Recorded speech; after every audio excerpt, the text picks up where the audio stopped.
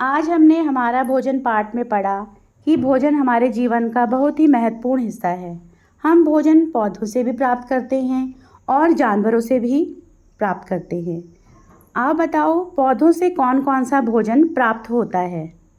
फल, सब्जियां, अनाज, दालें, मसाले। शाबाश। और जंतुओं से प्राप्त भोजन बताओ? शहद, दूध, अंडा, मांस। शाबाश।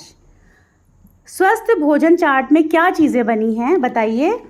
सब्जियां, फल, दूध, अंडा, अनाज, दालें, मछली।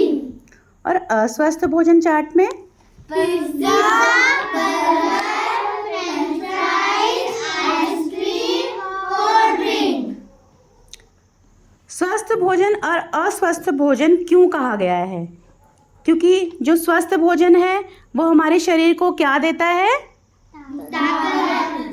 ना? इसमें कौन कौन से पोषक तत्व मिलते हैं हमें? जैसे अनाज से कार्बोहाइड्रेट, दालें, मांस, अंडा आदि से प्रोटीन, घी, मक्खन, तेल से वसा, फल और सब्जियों से विटामिन मिलता है। ये हमारे शरीर के लिए बहुत ज़रूरी है क्योंकि इससे हमें ऊर्जा प्राप्त होती है। अस्वस्थ भोजन, इस भोजन को इसलिए कहा गया है क्योंकि इससे हमें कई प्रकार की पेट की बीमारियां, थकान और हमेशा हम बीमार रहते हैं, ये महसूस होता है हमें उससे, है ना? और अब आप समझ गए हो कि जो हमारा स्वस्थ भोजन है उससे हमें क्या फ़ायदे हैं और अस्वस्थ भोजन से हमें क्या नुकसान है। समझ गए हो? Yes ma'am. है ना? तो अब हम क्या करेंगे, अब हम मिलकर एक स्वस्थ भोजन पर एक कविता गाएंगे।